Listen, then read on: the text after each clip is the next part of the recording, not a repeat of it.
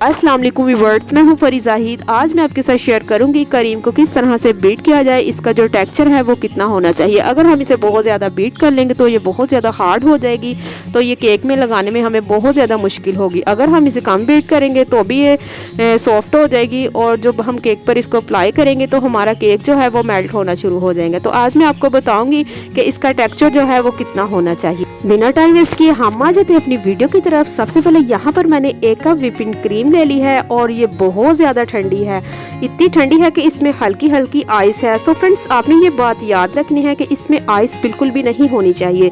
अगर तो इसमें आइस है तो पहले आप स्पैचुला की मदद से इसको ख़त्म कर ले, उसके बाद हम इसे बीट करना शुरू करेंगे। अगर हम आइस के साथ ही इसको बीट करेंगे तो हमारी क्रीम जो है बहुत जल्दी बीट हो जाएगी। जब हम उसको केक पर लगाएंगे तो उसमें बहुत ज़्यादा बबल बनना शुरू हो जाएंगे और बहुत ज़्यादा वो रफ हो जाएगी। अच्छे तरीके से मिक्स करने के बाद यहाँ पर मैंने इसको बीट करना शुरू कर दिया था, और हम इसे इतना बीट करेंगे कि ये क्वांटिटी में डबल हो जाए। सो फ्रेंड्स, मैं आपको बताती हूँ कि इसका जो टेक्सचर है वो कितना होना चाहिए।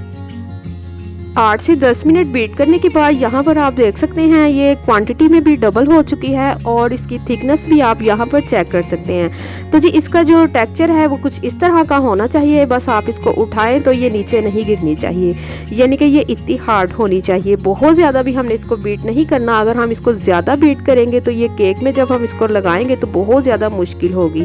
तो क्रीम हमारी बिल्कुल रेडी हो चुकी है। आप इसमें कोई सा भी फूड कलर डालकर इसको केक के ऊपर डेकोरेट इसको कर सकते हैं। रेसिपी इतनी इजी थी। अगर आपको फिर भी ना समझ आए, अगर आप कुछ पूछना चाहते हैं तो मुझे कमेंट्स करके बता सकते हैं।